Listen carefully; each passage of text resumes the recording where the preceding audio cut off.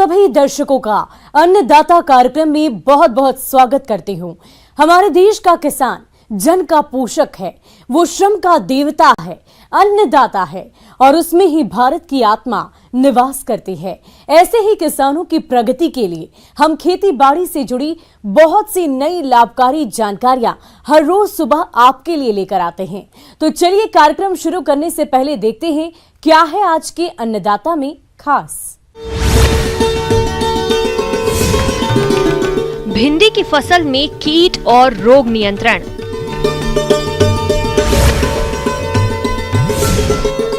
सूकर पालन करके किसान कमाए अच्छा लाभ।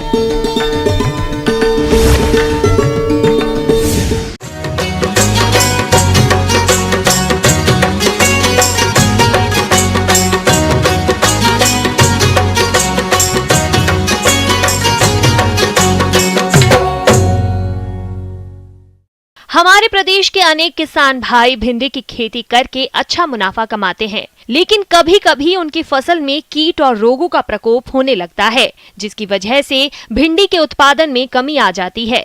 तो आपके सामने इस तरह की समस्या नहीं आए, इसके लिए कीट और रोग नियंत्रण कैसे करें, इसकी जानकारी दे रहे हैं कृषि विज्ञान केंद्र मुरैना के डॉक्टर अशोक यादव।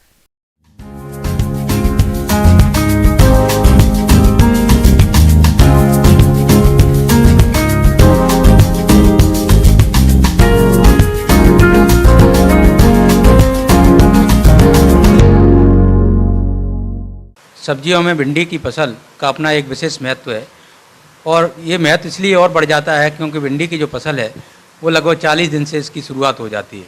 क्यों हमारी कुछ ऐसी किस्में आ रही हैं जो 40 से 45 दिन में जिनमें जो है फलन शुरू हो जाता है और उसका हमारे किसान भाई अच्छा मूल्य प्राप्त कर सकते हैं। हमें जो है फसल सुरक्षा के ऊपर ध्यान देने की बहुत बड़ी आवश्यकता होती है क्योंकि भिंडी में कुछ ऐसे कीट आते हैं या ऐसी कुछ बीमारियाँ आती हैं जो हमारी जो खड़ी फसल में जिनका नियंत्रण करना हमें थोड़ा सा कठिन हो जाता है। खासकर जो है रस चूसने वाले कीटों में आपको एपिड और जैसिड की कई बार समस्या देखने को मिलती है। दूसरा वाइट फ्लाई की समस्या भी हमें देखने को मिलती है। तो ये जो रस चूसक कीट हैं ये हमारी भिंडी की फसल पर जो है चिपक कर और जो उससे रस चूसते हैं, जिससे कि हमारी जो फसल है ये हमारी फसल कमज़ोर हो जाती है और जो हमारे उत्पादन पर इसका विपरीत प्रभाव पड़ता है।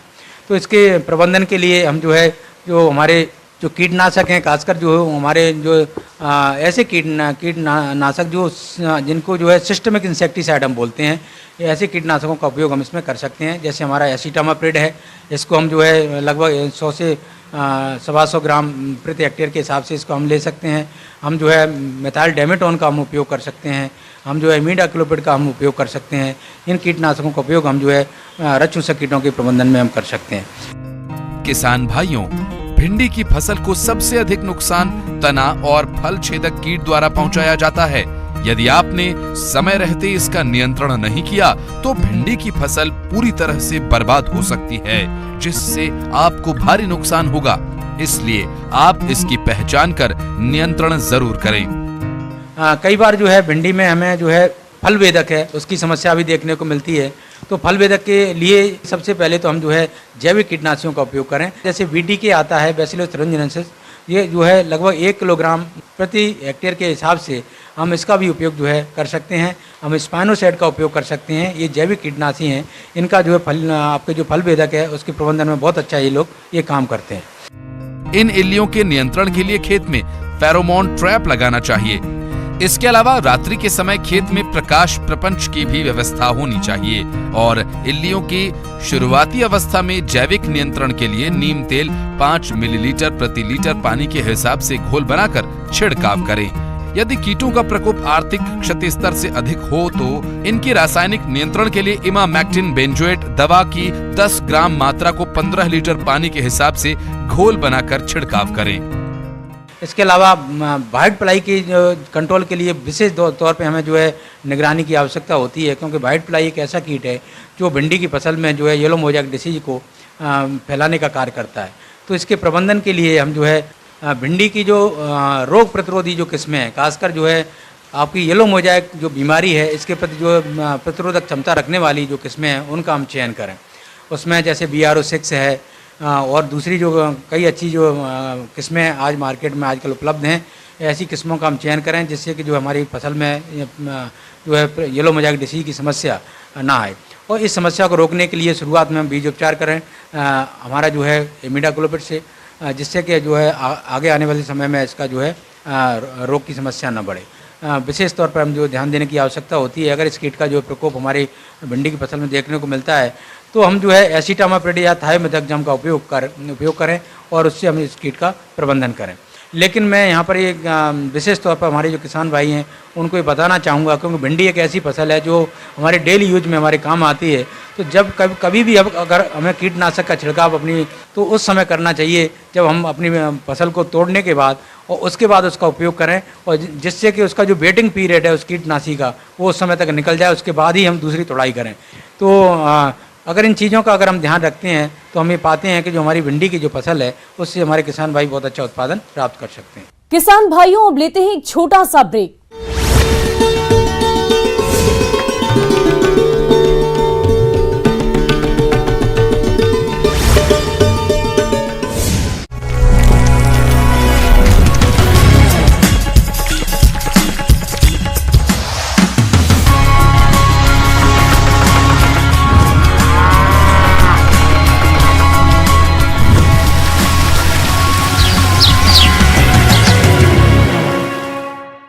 और ब्रेक के बाद आप सभी दर्शकों का अन्नदाता में एक बार फिर से स्वागत है।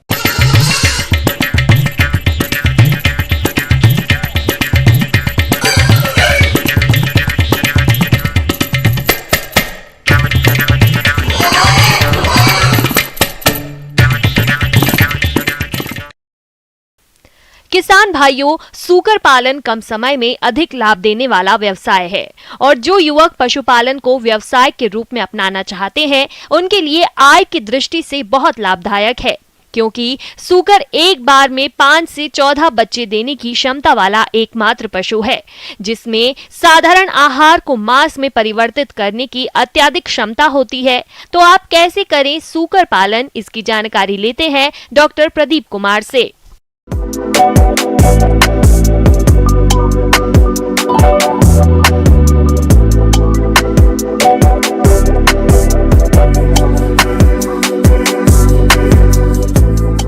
किसान भाइयों, आज हमारा जो चर्चा का विषय है वो है सूकर पालन। तो सूकर पालन में हम सिलसिलेवार चर्चा करेंगे। जैसे सबसे पहले हम चर्चा करेंगे कि अगर हमें सूकर पालन की तरफ चलना है तो हमें किन किन चीज़ों की ज़रूरत पड़ेगी। तो जैसे सबसे पहले हमको क्या है, एक अच्छे शेड का निर्माण करना पड़ता है, और वो शेड ऐसा होना चाहिए कि जिसमें आप पिगलेट भी रख सकें और जिसमें आप मादा भी रख सकें, जिसमें आप कुछ नर भी रख सकें। क्योंकि आपको नर, मादा, पिगलेट और फिर ग्रोवर, बीच में एक स्टेज आती है ग्रोवर, उनको भी रखने की व्यवस्था करनी पड़ती है। तो आपको अपना शेड उसी हिसाब से बनाना है ताकि शेड में पर्याप्त जगह हो। शेड में फिर आपके चारों तरफ से रोशनी आ सके। शेड में फिर जैसे वातावरण जो है बाहर से हवा अंदर आ सके, अंदर से बाहर जा सके, नहीं तो शेड जो है सफोकेटिंग हो जाता है। फिर बिजली की पर्याप्त वहाँ पे सप्लाई हो, पानी का सप्लाई इतना अच्छा हो कि हर शेड में आपके पानी उपलब्ध हो सके। किसान सूकर पालन की शुरुआत करते हैं तो उनके लिए फायदे का सौदा हो सकता है। सूकर पालन कोई भी किसान कर सकता है और इसके लिए सरकार द्वारा भी सहायता प्रदान की जाती है। इसके मांस में प्रोटीन होने की वजह से इसके मांस की मांग अधिक है।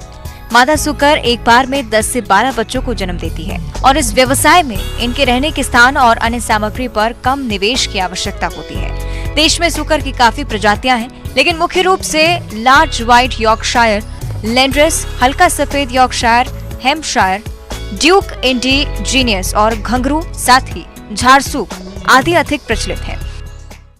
जानवर रख लिए, उसके बाद फिर आपको ये लगता है कि अब इसको खिलाने की समस्या, दाने की, चारे की, ये सारी समस्याएं जो आती हैं, उसमें जो सबसे ज़्यादा ज़रूरी है वो ये है कि हमें उसको जो है न्यूट्रिशियस आहार देना चाहिए, और उस आहार के लिए वो चीज़ें चुननी चाहिए जो आसपास आपके अवेलेबल हो। रेडीमेड फीड भी आते हैं, लेकिन रेडीमेड फीड थोड़ा सा आपको महंगे पड़ेंगे, इसलिए आपको फॉर्मुलेशन करने में, जैसे फॉर्मुलेशन करना है तो मक्के को आप 40% रखें और 20% राइस पॉलिश रखें, 20% राइस ब्रान रखें। और जीएनसी लगभग 18 से 20% रखें और उसी बीच में 1-2% आप सॉल्ट या मिनरल मिक्सचर मिला सकते हैं, उसमें मिला करके आप अपने राशन का फॉर्मुलेशन कर सकते हैं। ये एक स्टैंडर्ड सा राशन है जिसको हम लगभग सभी जानवरों में दे सकते हैं और उनसे आपको अच्छी ग्रोथ मिलेगी। आसपास के होटल या रेस्टोरेंट से अनुबंध करना चाहिए, उनसे बात करके रखनी चाहिए और उनसे बात करने के बाद हमको कुछ जो है वहाँ से वेस्ट मटीरियल, जैसे होटल चल रहे हैं तो वहाँ पता चला आधा ड्रम 1 ड्रम वेस्ट निकल आता है 1-2 दिन में, फिर इसी तरह रेस्टोरेंट चल रहे हैं या आर्मी की मेस है या कुछ यूनिवर्सिटीज़ हैं, कॉलेजेस हैं, उनकी मेस है, तो ये सभी जगह मेस में हमें बात करके रखनी चाहिए, एक उनसे अनुबंध करके रखना चाहिए। आपको 2 से 3 ड्रम आपको माल को रेगुलर सप्लाई कर देते हैं, इस तरह की चीज़ें। या फिर मान लीजिए सब्जी मंडी आसपास है तो वहाँ से आप कलेक्शन कर सकते हैं, बहुत सारा वेस्ट सब्जी मंडी से। इन सारी चीज़ों को अगर आप कलेक्ट करके अपने फार्म पर लेकर आते हैं तो आपका जो राशन का कॉस्ट है वो आधा हो जाएगा। तो आधा मटीरियल 50% मटीरियल अगर आप इस तरह से कलेक्शन करके खिला देते हैं तो आप देखेंगे कि आपके मुनाफे में बहुत बड़ा इजाफा मिलेगा। और अपना थोड़ा सा फार्म पर सबसे ज़रूरी है वो ये है कि साफ़ सफाई रखें, ताकि कोई भी इस तरह की बीमारी अगर आसपास भी फैल रही है या इधर से आ रही है तो एक पशु से दूसरे पशु में ना जाए। अंदर भी आप डेली वहाँ पे साफ सफाई करवाएं, ज़्यादा साफ सफाई नहीं करवाएंगे तो उससे क्या होगा कि उनमें दुनिया भर की खुजली वाली बीमारियाँ शुरू हो जाती हैं। साफ सफाई नहीं रखेंगे तो दुर्गंध भी आएगी और जितना ये वेस्ट मटेरियल निकलता है इसको निकाल करके आप बाहर एक गड्ढे में डंप करके कंपोस्टिंग कर सकते हैं, बहुत अच्छी खाद बनती है और उस खाद को निकाल करके आप अपने खेतों में देखेंगे तो आपकी उर्वरा बढ़ जाएगी। फिर तीसरी चीज़ ये आती है कि हमें बीमारियों की रोकथाम। बीमारियों की रोकथाम का मतलब है कि हम कोई बीमारी होने ही ना दें, क्योंकि बीमारी होने के बाद उसको कंट्रोल करना बहुत मुश्किल हो जाता है। इसके लिए हमें वैक्सीनेशन पे ध्यान रखना चाहिए, टीकाकरण पे। और टीकाकरण के लिए जो प्रमुख जो 2 बीमारियां हैं वो हैं एचएस और स्वाइन फीवर। तो हम ये देखें कि स्वाइन फीवर का टीका हमें सर्दियों से पहले लगा देना चाहिए, सितंबर-अक्टूबर के आसपास। इसी तरह जो एचएस का टीका है वो हमको गर्मियाँ शुरू होने से जस्ट पहले लगा देना चाहिए, मार्च-अप्रैल के आसपास। तो ये 2 बीमारियां प्रमुखता से यहाँ पर एपिडेमिक की तरह हैं, एंडेमिक की तरह हैं और ये फैलती हैं आसपास के फार्मों में। तो इन 2 बीमारियों को प्रमुख रूप से हमको टीकाकरण करना चाहिए ताकि ये दो बीमारियां काबू में रहें। सुअर पालन के लिए सरकार ऋण भी उपलब्ध करवाती है और इस व्यवसाय की शुरुआत के लिए वैसे तो आने वाला खर्च उनकी संख्या, प्रजाति और रहने की व्यवस्था पर निर्भर करता है। व्यवसाय में आने वाले खर्च के लिए कुछ सरकारी संस्था जैसे नाबार्ड और सरकारी बैंकों द्वारा ऋण सुविधा उपलब्ध है। अधिक जानकारी के लिए आप अपने नजदीकी बैंक और नाबार्ड के कार्यालय से इसकी जानकारी ले सकते हैं। तो हम ये देख रहे हैं कि जैसे आजकल डिमांड भी बहुत ज़्यादा हो रही है, क्योंकि मीट जो है बहुत लोग पसंद कर रहे हैं। तो पोर्क का जो डिमांड है यहाँ पर क्षेत्र में 150 रुपये या उसके ऊपर है। देसी जानवर तो 120-130 में बिक जाते हैं, लेकिन अगर आपके पास अच्छा जानवर है तो उसका 150 या उसके ऊपर की कीमत आपको आराम से मिल जाती है। तो अगर आपको अच्छा मार्केट चाहिए तो आप थोड़ा सा नॉर्थ ईस्ट के मार्केट टैप करेंगे, वहाँ से बात करके रखेंगे। तो नॉर्थ ईस्ट के मार्केट में आप यहाँ से गाड़ियों से भेज सकते हैं, वहाँ आपको 300-400 रुपये किलो पोर्क बिकता है। मार्केटिंग को आप अच्छे से टैकल कर लें, उसकी फीडिंग को अच्छे से टैकल कर लें और बीमारियों को टैकल कर लें। आगे और भी है खेती बाड़ी से जुड़ी बहुत सी रोचक जानकारियां, कहीं नहीं जाइएगा, रुकेंगे एक छोटे से ब्रेक के लिए।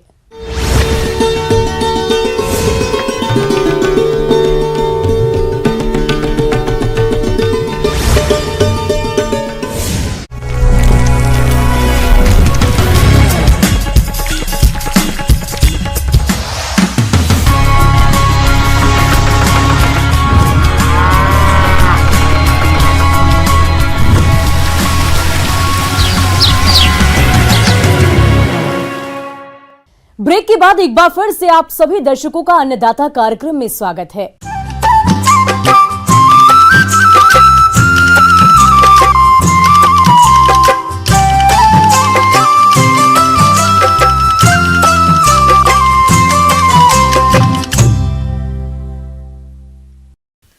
किसान भाइयों, आने वाले समय में तापमान धीरे धीरे कम होने लगेगा। ऐसे में जो किसान बटन मशरूम की खेती करना चाहते हैं, उन्हें अभी से ही इसके लिए कंपोस्ट तैयार करना होगा, क्योंकि कंपोस्ट तैयार करने में लगभग 1 माह का समय लगता है और मशरूम का अच्छा उत्पादन कंपोस्ट पर ही निर्भर करता है। तो बटन मशरूम की खेती के लिए कंपोस्ट तैयारी की जानकारी लेते हैं कृषि विशेषज्ञ डॉक्टर एन कुदादा से।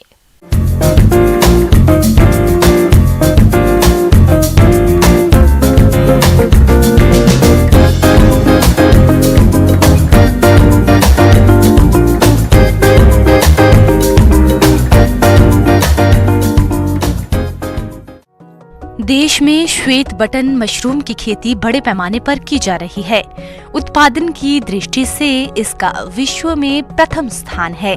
देश के मैदानी व पहाड़ी भागों में श्वेत बटन मशरूम को शरद ऋतु में उगाया जाता है, क्योंकि इस ऋतु में तापमान कम तथा हवा में नमी अधिक होती है।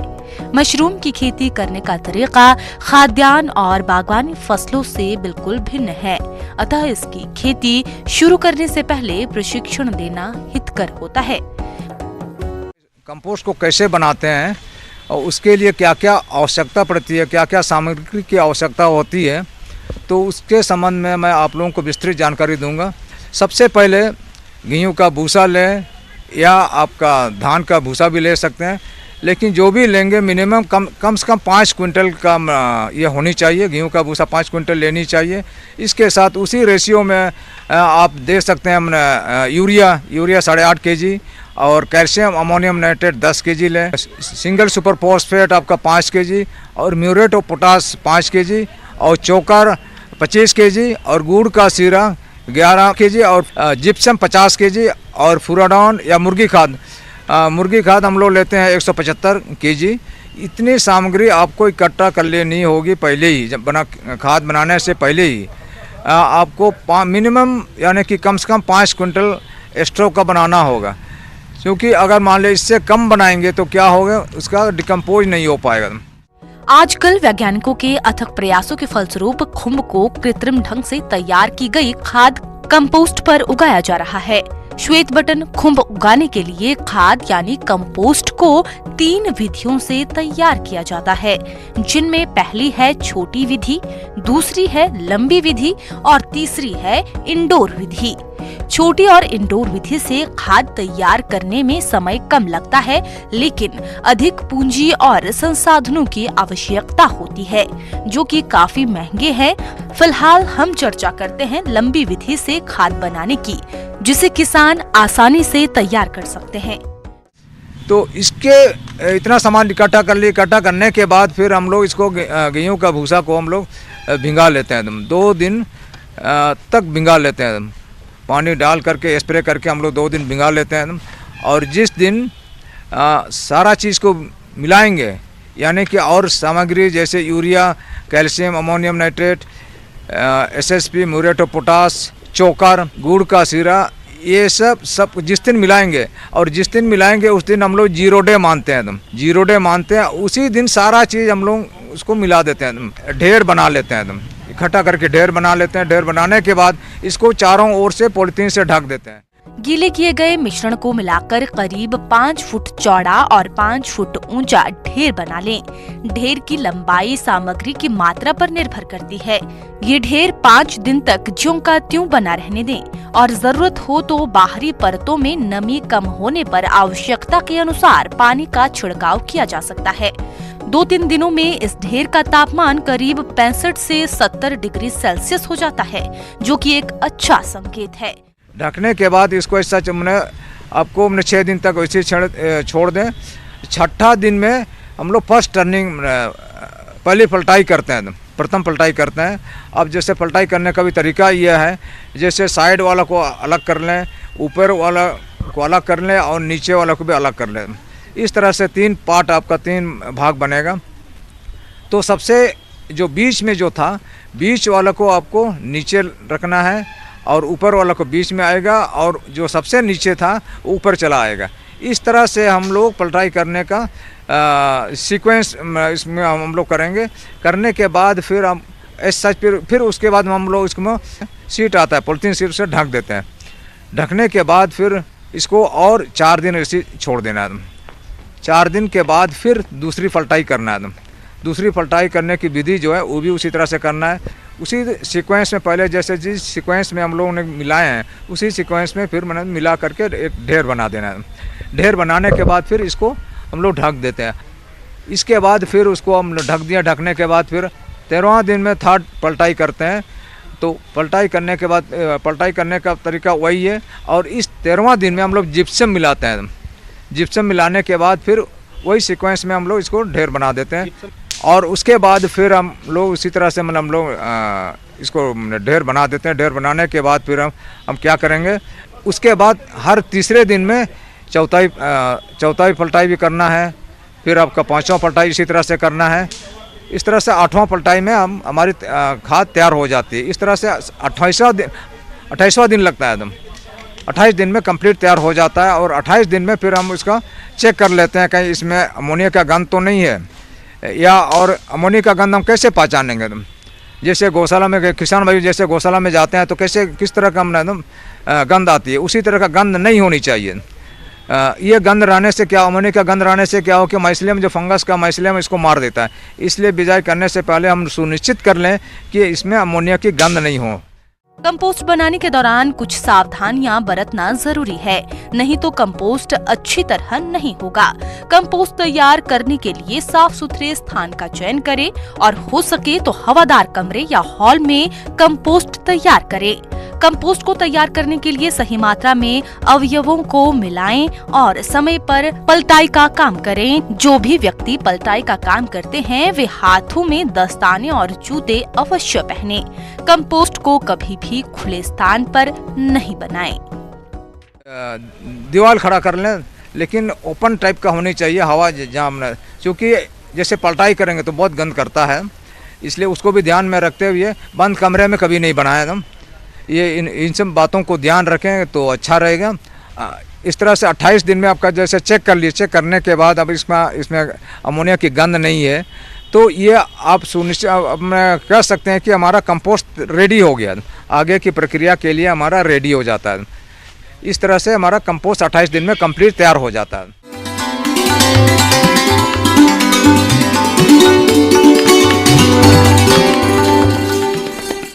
आइए जानते हैं अन्नदाता निःशुल्क फोन के माध्यम से पूछे गए समस्याओं का समाधान।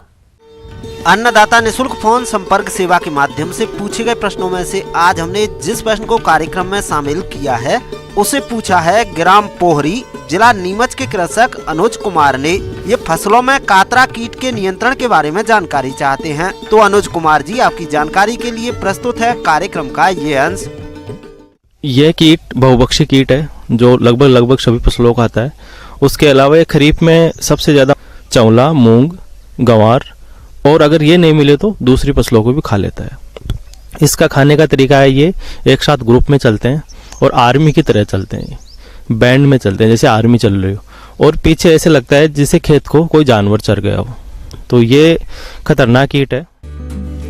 खरीफ फसलों पर कातरा का साया। बारिश के साथ ही होता है अधिक प्रकोप। फसलों को चट कर जाता है कातरा कीट।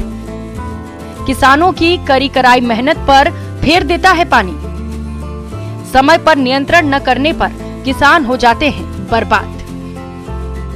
किसान भाइयों, बारिश के साथ ही खरीफ फसलों पर कातरा का हमला बढ़ गया है। कई जगहों पर कातरा कीट फसलों को चट कर रहा है। जैसा कि आप देख पा रहे हैं कि ये कीट फसल की पत्तियों को खाकर छलनी कर रहा है, जिससे फसलें पूरी तरह से चौपट हो जाती हैं और किसानों को समझ नहीं आ पाता कि अब वे करें तो करें क्या।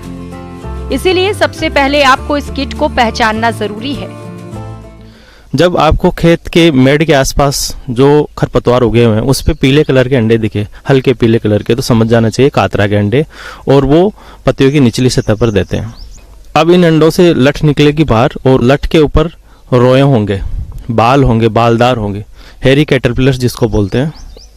तो ये जैसे ही निकलेगी, पहले इसका पिंक कलर होगा जब जैसे बड़ी होगी, और लठ काफ़ी बड़ी होने के बाद में इसका हल्का पिंक कलर हो जाता है और ये बहुत नुकसान पहुंचाती है। जहाँ बारिश ज़्यादा होती है तो ये लठ का प्रकोप कम होता है, और जहाँ बारिश में अंतराल आ जाता है बीच में तो इस लठ का प्रकोप बहुत ज़्यादा होता है, क्योंकि बारिश से इसके रोए झड़ जाते हैं और रोए झड़ने के बाद में ये लठ कमज़ोर हो जाती है और मर जाती है। तो बारिश का इसके कंट्रोल में बहुत बड़ा योगदान है। और जहाँ बारिश में अंतराल आ गया कि 1 हफ्ते का या 15 दिन का, 20 दिन का अटैक के बाद में, तो ये खतरनाक साबित होता है। किसान भाइयों, कातरा कीट फसल को चौपट कर देता है, जिसको लेकर किसान चिंतित है, और किसानों का चिंतित होना लाजमी भी है, क्योंकि उनकी करी कराई मेहनत पर ये कीट पानी फेर जाता है। तो इस कीट की गंभीर समस्या को देखते हुए जरूरी हो जाता है कि आप इस कीट की रोकथाम के लिए उचित कदम उठाएं। इस कीट के नियंत्रण के लिए सबसे पहले क्या करेंगे, आप गहरी जुताई सबसे लाभदायक रहती है। इसमें इन कीटों के कोये छिपे रहते हैं और वो गहरी जुताई करने से ऊपर आ जाते हैं और उनको पक्षी खा जाते हैं, जिससे इनको आसानी से कंट्रोल किया जा सकता है। खेत के आसपास, मेड़ों के आसपास सभी खरपतवारों को ध्यान से हटाएं। इसके साथ ही फिर भी इस कीट की संभावना ज़्यादा बना रहती है तो आप जैसे ही किसान भाई बुआई करते हैं उसके खेत के चारों तरफ ट्रैप क्रॉप भी लगा सकते हैं। ट्रैप क्रॉप में लगाने के लिए चंवला की चारों तरफ बॉर्डर लगा दो मूंग के, तो वो सारा जो कीट है वो चंवला पे आ जाएगा और मूंग बच जाएगा अपना। मानसून की पहली बरसात होते ही प्रकाश पाश लगाएं। 5 प्रकाश पाश प्रति हेक्टेयर के हिसाब से खेत में लगाएं, जिससे ये कीट आसानी से नियंत्रण हो सके। और अगर प्रकाश पाश की व्यवस्था नहीं है किसान के पास तो वो अलग अलग जगह आग भी जला सकता है, जिसको बॉनफायर बोलते हैं। उस बॉनफायर से आराम से वो उस आग के पास आ जाएंगे और उनको इकट्ठा करके नष्ट किया जा सकता है। इसके अलावा फेरोमोन ट्रैप, इन कीटों का फेरोमोन जो ज़्यादातर मादाएं छोड़ती हैं और जो नर इकट्ठे हो जाते हैं और उन नर को इकट्ठा करके अपन नष्ट कर सकते हैं। फिर अगर ज़्यादा समस्या बनी रहती है तो इसका रासायनिक उपचार भी है। रासायनिक उपचार के लिए आप प्रोफेनोपोस प्लस साइपरमेथ्रिन का कॉम्बिनेशन आता है, जो 1 ml प्रति लीटर के हिसाब से अपन छिड़काव करेंगे तो कातरा से निजात मिल जाएगी। थैंक यू, धन्यवाद। किसान भाइयों, कृषि संबंधित समस्या और सुझाव के लिए आप हमें इस पते पर संपर्क कर सकते हैं। प्रोड्यूसर अन्नदाता, news 18, Madhya Pradesh, Chhattisgarh, Ramoji film city, Hyderabad 501512। साथ ही आप हमें ईमेल भी कर सकते हैं। हमारा ईमेल है p18annadatamp@nw18.com। इसके अतिरिक्त आप हमें निःशुल्क हेल्पलाइन नंबर 180088921663 पर सोमवार से लेकर शनिवार सुबह 10 बजे से शाम 4 बजे के बीच संपर्क कर सकते हैं। और अब समय हो रहा है आपसे विदा लेने का। कल फिर होगी मुलाकात कृषि से जुड़ी महत्वपूर्ण जानकारियों के साथ। नमस्कार।